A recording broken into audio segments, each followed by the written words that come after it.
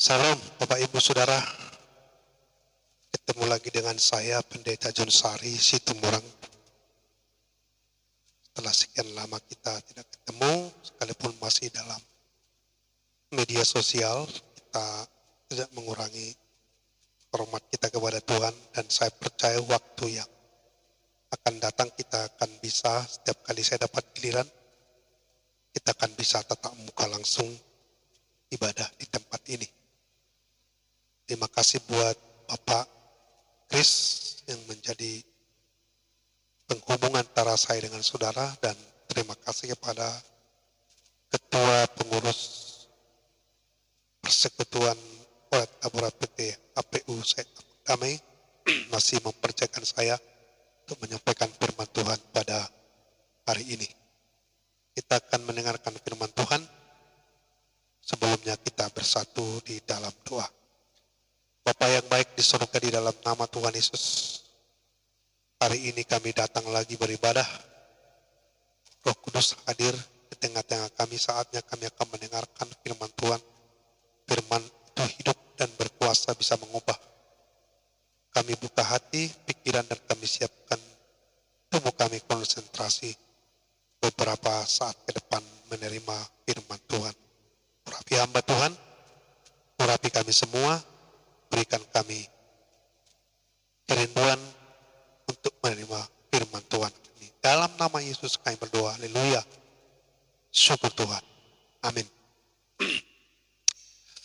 Puji Tuhan Bapak Ibu Saudara, saya akan sampaikan firman Tuhan buat kita hari ini. Saya kasih tema firman Tuhan buat kita hari ini, fokus membaharui manusia batiniah.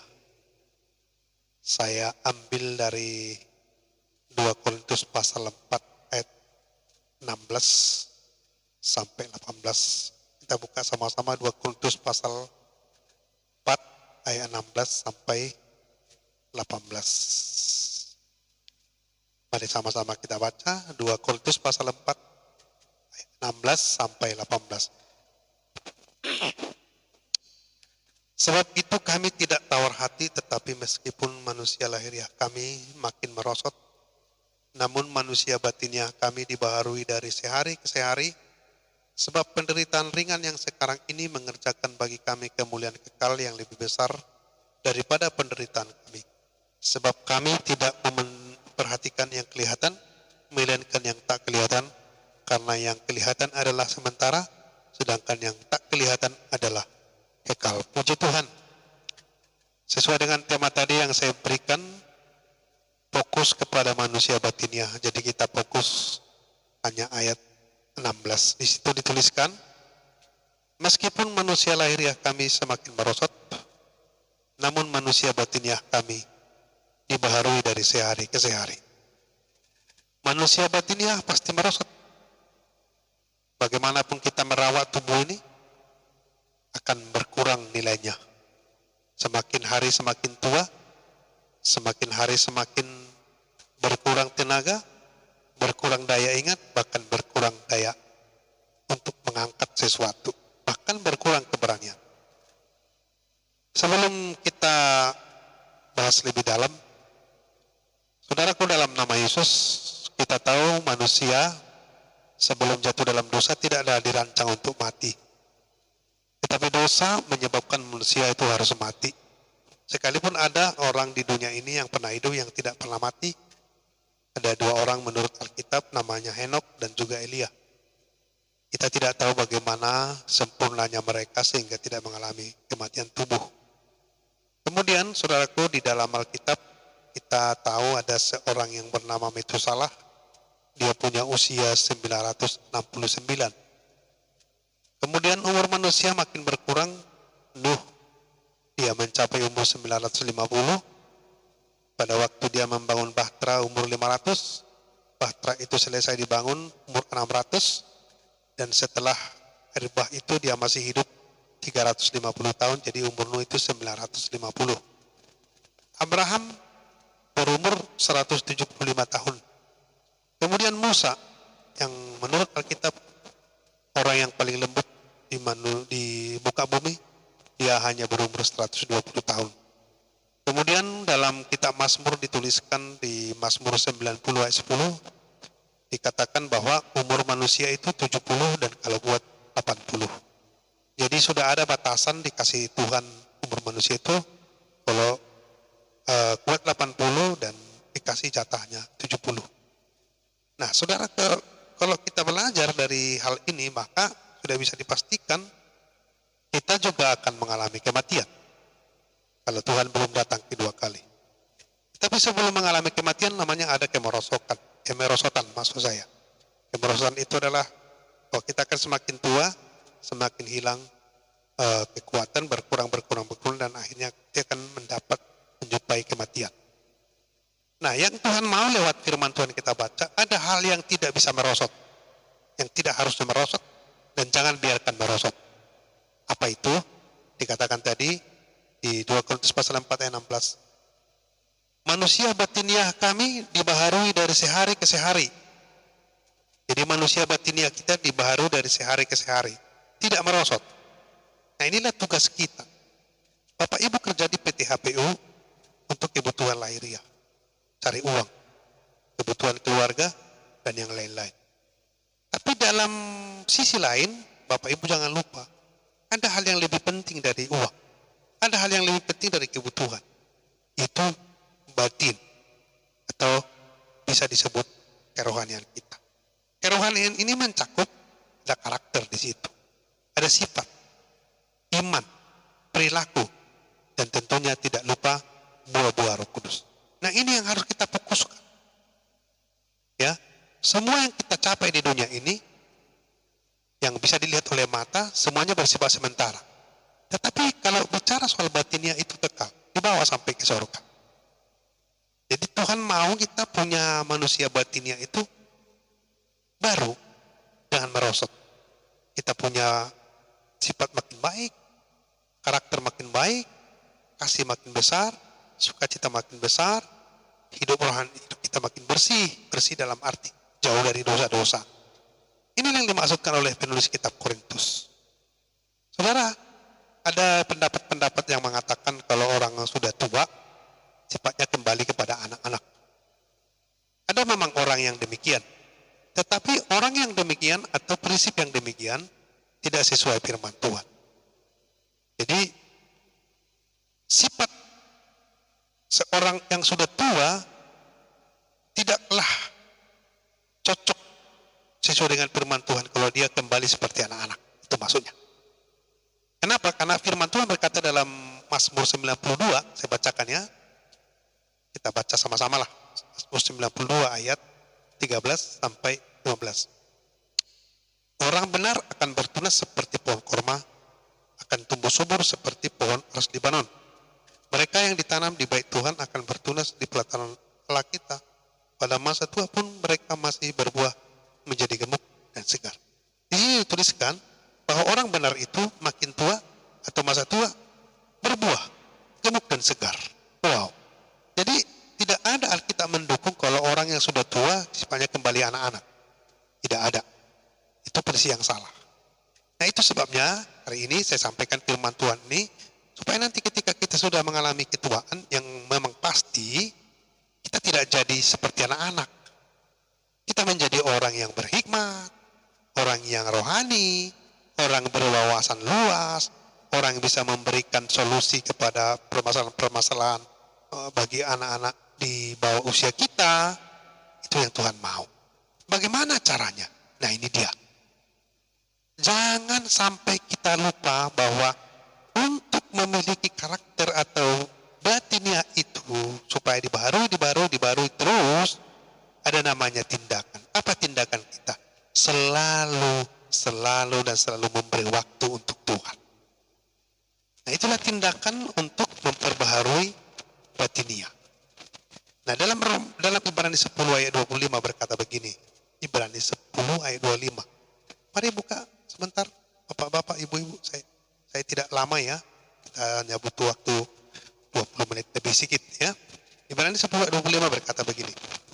Janganlah kita menjauhkan diri dari pertemuan-pertemuan ibadah kita seperti yang dibiasakan oleh beberapa orang, tetapi marilah kita saling menasihati dan semakin giat melakukannya menjelang hari Tuhan yang mendekat. Jadi untuk memperbaharui masih manusia batinnya kita perlu mendekat kepada Tuhan. Nah di sini tuliskan, marilah kita semakin giat saling menasihati menjelang hari Tuhan semakin dekat. Menjelang hari Tuhan semakin dekat ini bisa juga diartikan bahwa kita menjelang kita mati. Sebelum kita mati maksudnya. Jadi alangkah baiknya kalau kita berfokus kepada manusia batinnya ini dengan cara bagaimana? Mendekat.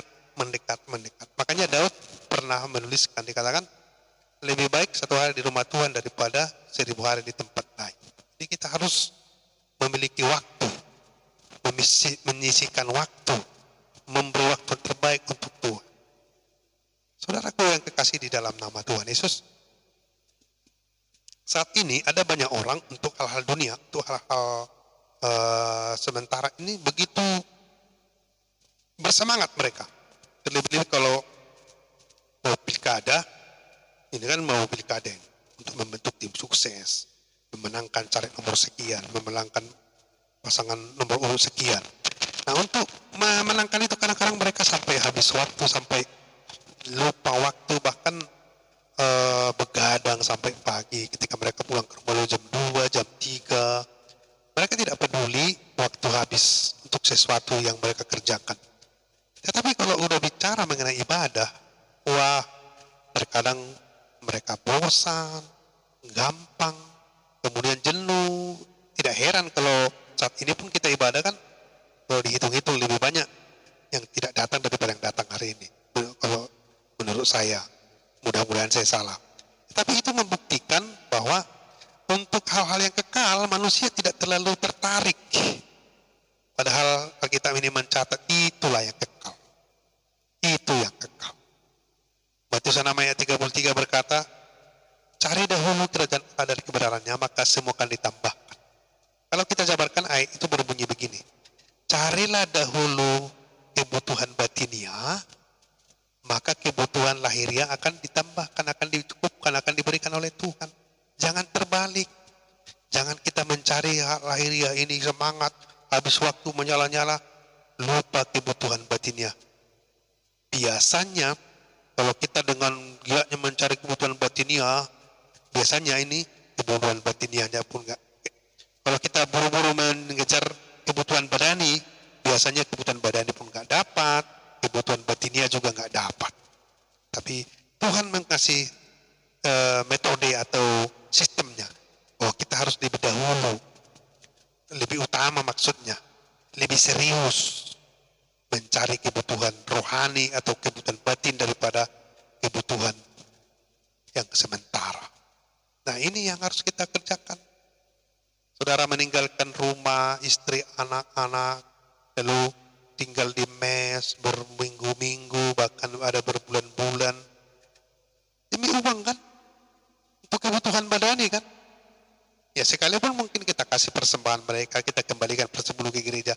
Tapi kan Anda memisahkan diri dengan mereka, lalu tinggal di mes di tengah-tengah tambang ini hanya untuk kebutuhan lahiriah.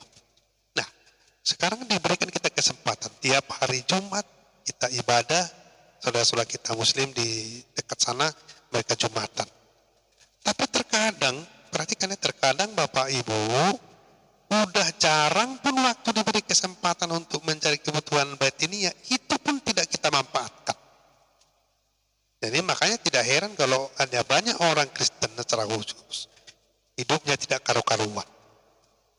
Bagaimana hidupnya tidak karu-karuan kalau sama Tuhan gak serius? Sementara Tuhanlah yang mengizinkan kita hidup, Tuhan yang meloloskan kita dari corona, Tuhan yang membuat kita bernapas sampai hari, Tuhan pula yang kita cuekin. Nah, lewat firman Tuhan hari ini, saudara-saudaraku yang kekasih dalam nama Tuhan Yesus Kristus, tolonglah mulai hari ini ke depan serius untuk perkara batiniah kita ini. Beri waktu berdoa, sisihkan waktu ibadah, sebelum berangkat kerja berdoa dulu, sebelum mengoperasikan alat berdoa dulu, nanti ketika Bapak Ibu off atau ketika cuti, momen-momen itu kita pakai atau anak atau keluarga, kita pakai. Jangan ketika saudara kerja di perusahaan ini jarang ibadah, ketika ada off atau cuti sama sekali juga tidak ibadah. Itu sudah kelewatan. Jangan berharap Anda akan baik di masa tua ketika Anda berbuat demikian. Jadi Tuhan mau saya dan saudara sama-sama kita ada hal yang kekal yang harus kita prioritaskan. Saudara, sementara duduk saat ini di tempat duduk Anda mendengarkan firman Tuhan ini, Anda sedang melakukan sesuatu untuk batin saudara, Anda sedang melakukan sesuatu untuk yang kekal, Anda sedang melakukan sesuatu yang tidak akan pernah hilang selama-lamanya. Nah, betapa sangat ruginya atau betapa bodohlah saya bilang mereka-mereka yang saat ini sebenarnya punya kesempatan datang tetapi memilih untuk tidak datang. Itu sebabnya saya dorong saudara, jangan malas datang ke sini, jangan kadang-kadang datang ibadah, usahakan. Capek mungkin iya, ngantuk mungkin udah pasti, tetapi ini untuk hal yang kekal. Saya ulangi sekali lagi, jauh-jauh kita berpisah dari keluarga hanya untuk uang. Ada kesempatan untuk yang kekal kita tidak manfaatin. Saya berdoa kepada Tuhan, jangan sampai kita kehilangan apa yang kekal hanya untuk mengejar apa yang sementara. Haleluya, saudaraku. Saya akan bacakan satu ayat lagi untuk saudara bisa renungkan sepanjang hidup saudara. Kita buka dari 1 Petrus pasal 3 ayat 3 sampai 4. Kita baca sama-sama yuk. 1 Petrus pasal 3 sampai 4. Perhiasanmu janganlah secara lahiriah, yaitu dengan mengepang-epang rambut, memakai perhiasan emas atau dengan mengenakan pakaian yang tidak indah. Tetapi perhiasanmu ialah manusia batinia yang tersembunyi dengan perhiasan yang tidak binasa, yang berasal dari roh yang lemah lembut dan tentram, yang sangat berharga di mata Allah. Dituliskan di sini, perhiasanmu janganlah perhiasan lahiriah, perhiasan emas, rambut dikepang dan yang lain-lain. Tetapi perhiasan manusia batinia tersembunyi, perhiasan yang berasal dari roh lemah lembut, yang tidak binasanya, tidak ada batas waktunya, tidak hanya berlaku di dunia ini, tetapi sampai di kekekalan nanti. Selama Anda hidup, tahun ini Bapak, Ibu, Saudara-saudara, ulang tahun keberapa? Seberapa serius Bapak, Ibu untuk hal-hal batin? Jangan untuk perkara dunia kita sangat semangat. Misalnya pesta nikah, orang meninggal, menjalankan ada istiadat kita, kemudian hobi-hobi kita, ada yang hobi sabung ayam, ada hobi judi, ada hobi mancing. Wah, kita bermalam di laut, kita begadang untuk mempersiapkan pesta, tetapi dalam hal yang kekal kita tidak pernah meluangkan waktu kita sepuas-puasnya. Lewat firman Tuhan hari ini, saudaraku, di dalam nama Yesus, tolonglah jangan sampai Anda kehilangan yang kekal hanya untuk mencari yang sementara. Saudara akan pensiun dari perusahaan ini di usia 55. Kalau kita masih sehat setelah pensiun, puji Tuhan. Bagaimana begitu pensiun langsung ada penyakit, langsung datang hal-hal buruk. Kita nggak bisa duga, tetapi apapun bisa terjadi. Hari ini kan masih sehat kita, terang mata kita masih melihat, tenaga kita masih full. Tapi disinilah kesempatan kita untuk memperbaiki manusia batinia, bukan nanti. Alkitab mencatat, jikalau kamu dengarkan suaraku, jangan keraskan hatimu. Untuk berubah itu bukan nanti tapi sekarang. Saya percaya firman Tuhan yang sangat singkat ini akan mengubah semua kita yang mendengarkannya, baik di tempat ini maupun dimanapun kita berada, dimanapun firman Tuhan disampaikan atau diputar. Saya yakin, saya persiapkan firman Tuhan ini untuk saudara. Saya diberkati, saudara diberkati, saya diubah, saudara diubah. Lewat hidup saudara, orang lain akan diubahkan. Jumat depan Anda masih ada di sini, nanti yang cuti, yang off, kasih waktu, luangkan waktu untuk batinmu, untuk rohanimu. Jangan mati konyol, kita nggak bawa apa-apa, karakter kita buruk, hancur ketika kita mati. Yang kita bawa mati kan, mungkin tidak ada yang kita bawa mati satu setel jas, bagi laki-laki, satu setel kebaya bagi perempuan. Tapi kita kejar dulu seolah-olah kita mau hidup selamanya di dunia ini. Di dunia ini kita ada batasnya. Lahirnya kita merosot, bahkan akan mengalami kematian. Tapi rohani kita, batin kita kekal. Fokuslah kepada batin saudara, rohani kita ini. Supaya kelak kita meninggalkan dunia ini, atau kelak kita akan mengalami ketuaan, ada hal yang bertumbuh, yang tetap awet dalam diri kita. Tuhan memberkati kita semua. Saya percaya firman Tuhan ini akan mengubahkan kita.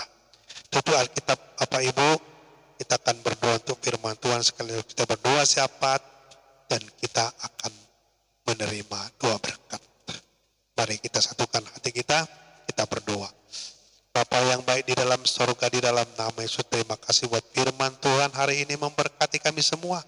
Biarlah kiranya firman ini tertancap kuat, menusuk hati kami, ke dalam lubuk hati kami yang paling dalam. Sebagai tanah yang subur, hati kami menjadi tempat firman Tuhan itu bertumbuh bahkan berbuah. Berkati pengurus persekutuan PTHPU saya Tambang Damai, ketua, bendahara, sekretarisnya, bahkan semua anggota. Berkati PTHPU saya Tambang Damai, seluruh manajemen. Tuhan memberkati seluruh keluarga, karyawan-karyawan PTHPU. Sekiranya yang sakit Tuhan sembuhkan mereka. Kami juga berdoa Tuhan Yesus untuk perusahaan ini yang berada di Kutai Kartanegara. Berkatilah terus Kutai Kartanegara, berkati Kalimantan Timur. Kami juga berdoa Tuhan Yesus untuk bangsa kami Indonesia. Kiranya damai sejahtera Kristus memerintah atas bangsa kami. Terima kasih Tuhan, terima kasih Yesus, terima kasih Roh Kudus. Pertemuan atau ibadah di minggu yang di Jumat yang akan datang, berkati hamba Tuhan yang melayani, pelayan-pelayan Tuhan yang mempersiapkan semua. Kami kembalikan hormat kemuliaan bagi nama-Mu. Ketika anak-anak-Mu cuti atau mereka tetap sungguh-sungguh mencari Engkau Tuhan. Kami juga berdoa Tuhan Yesus untuk Tuhan kemakmuran seluruh karyawan PTHPU. Tuhan memberkati semuanya berjalan dengan baik. Semua dilindungi Tuhan, tidak ada insiden dimanapun. Biarlah PTHPU selalu dalam lindungan Tuhan dan diberkati Tuhan senantiasa. Haleluya. Terima kasih Tuhan buat kesempatan hari ini. Mari kita angkat tangan kita.